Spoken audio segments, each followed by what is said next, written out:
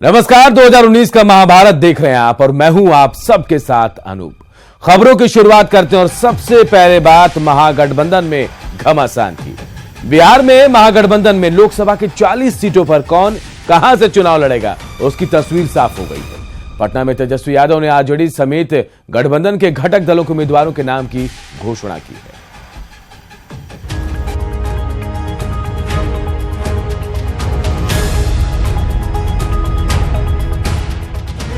महागठबंधन में सीटों पर सस्पेंस खत्म।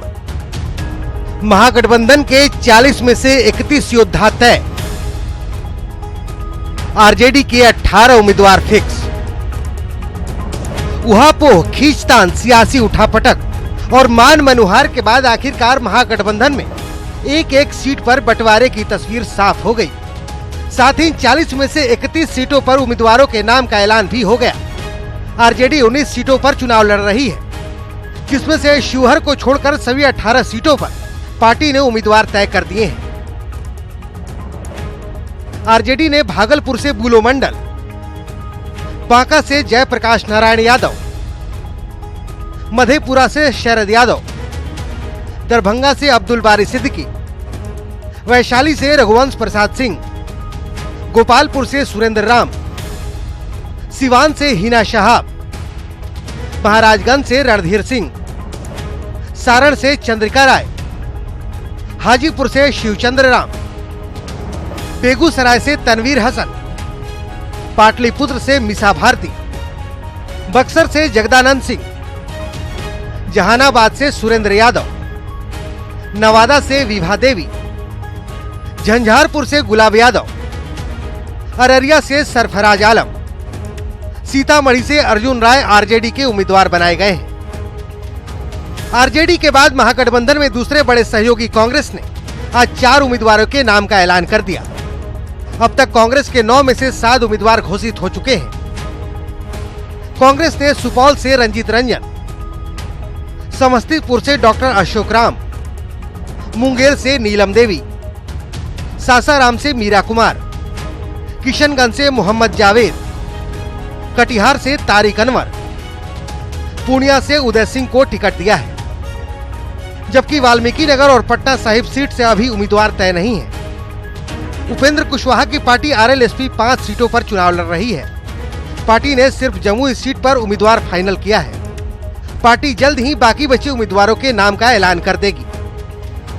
आरएलएसपी के जो पार्टी हैं, जो उपेंद्र कुशवाहा जी, ये उम्मीदवार की घोषणा जो है वो उनपे निर्भर है। उनकी पार्टी जब चाहे वो कर सकती है। पहली बार लोकसभा चुनाव लड़ रहा हिंदुस्तानी अवाम मोर्चा और वीआईपी के उम्मीदवारों के नाम तय हो गए। नालंदा से हिंदुस्तानी अवाम मोर्चा ने अशोक चंद्रवंशी को टिकट दिया है, जबकि गया से जीतन राम मांझी और औरंगाबाद से उपेंद्र प्रसाद का नाम पहले ही फाइनल हो गया था। वहीं वीआईपी के प्रमुख मुकेश सहनी खगड़िया से चुनाव लड़ेंगे। मुजफ्फरपुर सीट से वीआईपी के राजभूषण चौधरी निषाद बीजेपी को चुनौती पेश करेंगे। वीआईपी के कोटे में आई मधुबनी सीट पर अभी उम्मीदवार तय नहीं हुआ है। महागठबंधन अटूट है और हमने पहले भी कहा, ये जो महागठबंधन हुई है ये समझिए कि जनता के दिलों का गठबंधन। महागठबंधन में अभी 8 उम्मीदवार तय नहीं हुए हैं, जबकि आरा की सीट आरजेडी ने अपने कोटे से सीपीआई-एमएल के लिए छोड़ी है। हालांकि उम्मीदवारों के नाम सामने आने के बाद कई लोगों की नाराजगी भी सामने आई है, जिससे निपटना अब सबसे बड़ी चुनौती है। न्यूज 18 के लिए पटना से रवि एस नारायण के साथ अमित कुमार सिंह की रिपोर्ट। तो 40 सीटों पर महागठबंधन ने अपने उम्मीदवारों का ऐलान तो कर दिया, लेकिन किसी सीट पर भी ब्राह्मण उम्मीदवार नहीं उतारा है। सभी जातियों और वर्गों को तरजीह देने के दावे के बीच ब्राह्मण उम्मीदवार को टिकट नहीं देने पर सवाल खड़े हो रहे हैं। क्या गठबंधन ने ब्राह्मणों से नाता तोड़ दिया या फिर गठबंधन की ये रणनीति का हिस्सा है? इस रिपोर्ट से जानते हैं।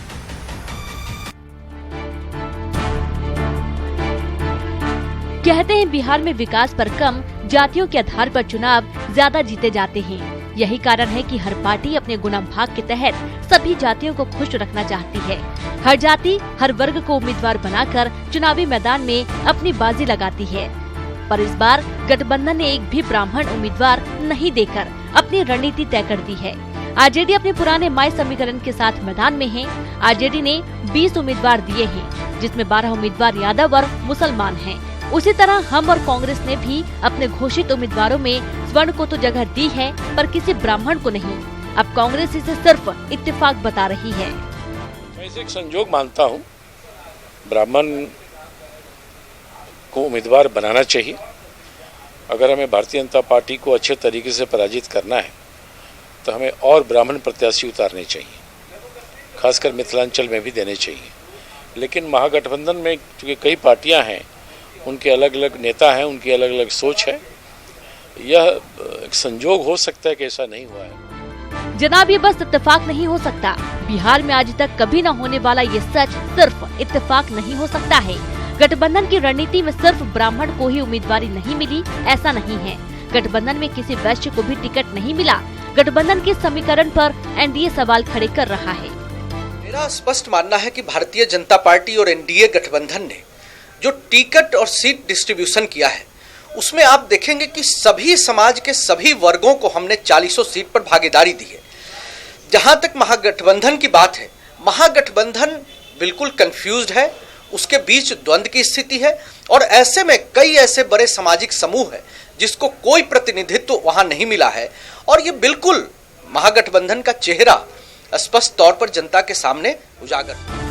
गठबंधन की रणनीति गठबंधन की जीत को कितना आश्वस्त करेगा, ये तो चुनावी नतीजे आने पर पता चलेगा। पर डर ये है कि 2019 के संग्राम में गठबंधन की रणनीति कहीं बैकफायर ना कर दे। Ravi S Narayan, news 18, Patna. RJD के प्रत्याशियों के नाम का ऐलान होते ही साफ हो गया कि इस बार बिहार में लड़ाई राम बनाम राम की है। एक तरफ बीजेपी के राम तो दूसरी तरफ आरजेडी के राम है। रिपोर्ट देखिए।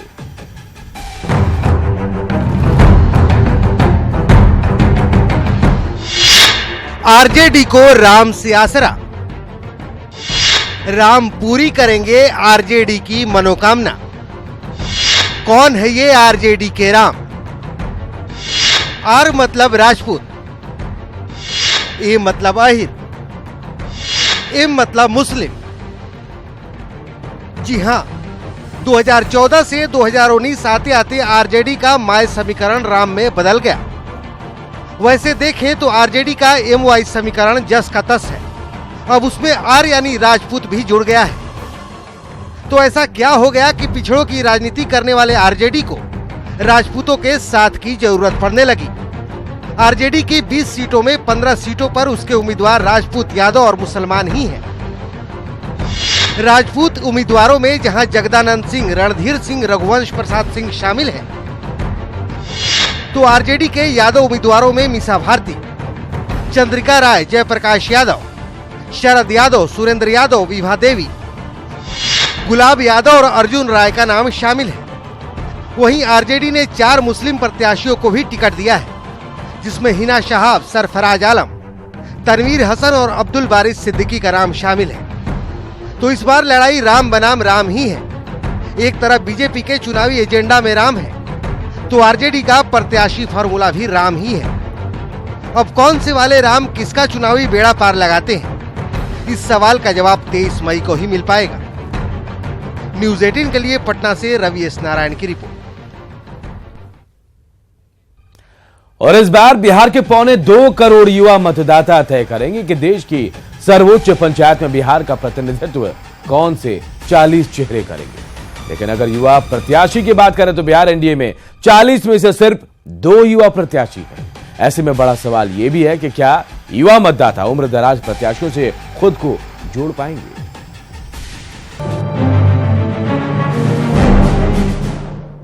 बिहार में इस बार 5,80,000 युवा मतदाता पहली बार मतदान करने जा रहे हैं, जबकि 2.25 करोड़ युवा मतदाता पहले से हैं। लिहाजा सभी पार्टियों का फोकस भी युवाओं पर ही है, क्योंकि ये वो वोटर्स हैं जो बिहार के 40 सीटों का फैसला बदल सकते हैं। पिछले लोकसभा चुनाव में करीब इतने ही वोट नोटा को पड़े थे। ऐसी कई सीटें थी जिस पर जीत हार का अंतर महज 10,000 वोटों से कम था और उसी सीट पर 10,000 से ज्यादा वोट नोटा को पड़े थे। ऐसे में युवा मतदाता जागरूक हैं। अगर वो अपनी सीट पर किसी प्रत्याशी से खुद को नहीं जोड़ पाया तो उसके पास नोटा का विकल्प मौजूद है। लेकिन देखा जाए तो राजनीतिक पार्टियों से इस मामले में चूक हुई है। बात एनडीए की करें तो सिर्फ 2 युवा प्रत्याशी नजर आ रहे हैं। एक हैं जमुई से एलजेपी प्रत्याशी चिराग पासवान और दूसरी युवा प्रत्याशी हैं जेडीयू से कविता सिंह। लेकिन बीजेपी के लिए युवाओं की परिभाषा अलग है। तो जेडीयू युवाओं को अनुभवहीनता के आधार पर टिकट के लिए नाकाबिल बता देती है। आप राजवर्धन राठौर जी की बात करें, अनुराग ठाकुर हैं, पंकज सिंह हैं और इसके अलावा तमाम लोग, आप बेंगलोर से जो टिकट मिला है तेजस्वी सूर्या, ये सारे लोग आप देखें तो नए युवा वाइब्रेंट फेसेज हैं। हमारी पार्टी के संगठन में, ऑर्गेनाइजेशन में जो यंग फेसेज हैं आप देखें तो एक लंबी फहरिस्त है। इसीलिए ये कहना सिर्फ चुनाव लड़ना ही राजनीति नहीं होती है, संगठन में उचित जगह वाजिब रिप्रेजेंटेशन मिले। ये अब टिकट बंटवारे में युवा के साथ साथ परिपक्वता और उसके एक्सपीरियंस की जरूरत है। कांग्रेस ने भी अपने खाते की 9 सीटों में से 7 पर प्रत्याशियों का ऐलान कर दिया है, जिसमें से सिर्फ एक प्रत्याशी युवा है। लेकिन कांग्रेस को अपने प्रत्याशी नहीं, एनडीए के प्रत्याशी ही दिखाई दे रहे हैं। उनके यहाँ युवा नेतृत्व है ही नहीं, न बीजेपी में न जेडीयू में, और एलजेपी तो एक परिवार की पार्टी है। क्या 45 से 50 साल के उम्र के लोगों की गिनती ही युवाओं में होगी?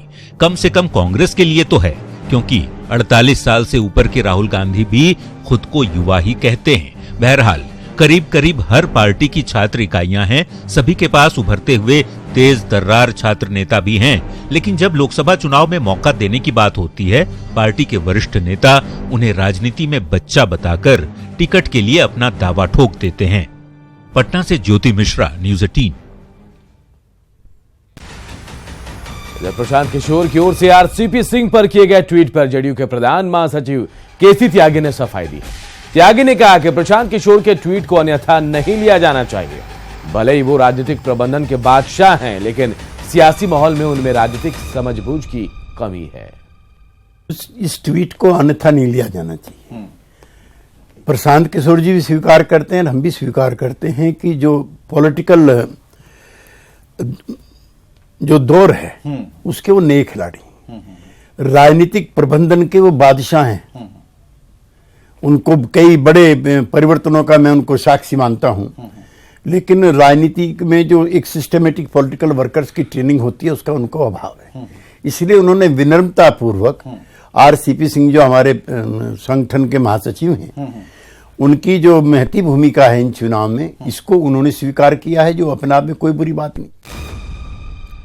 केंद्रीय मंत्री और पटना साहिब के उम्मीदवार रविशंकर प्रसाद लगातार चुनाव को लेकर कार्यकर्ताओं के साथ बैठक कर रहे हैं।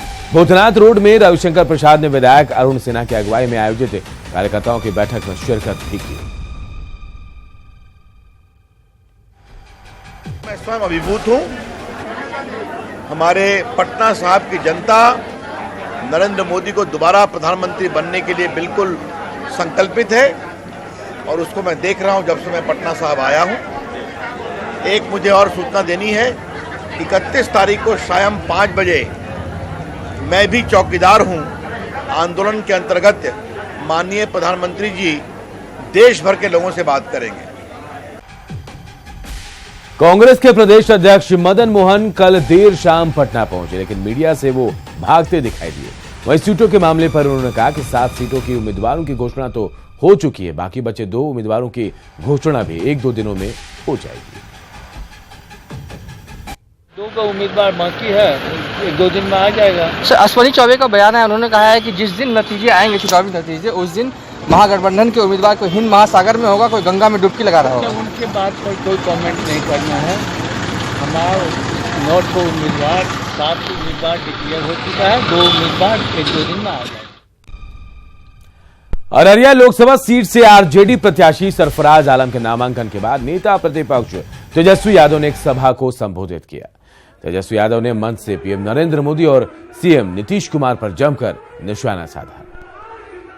करेगा तो तो थानेदार छोड़ेगा नहीं, सजा देने का काम करेगा। और आपकी चौकीदारी बहुत देखी, नीरव मोदी, ललित मोदी, सब अरबों करोड़ों रुपया आप लोगों का लेके भाग गए, पासपोर्ट दिखा दिखा करके भाग गए। अब बाद में बोलता सीबीआई वाला कि वो तो भाग गया, आप कार्रवाई करो। अरे भैया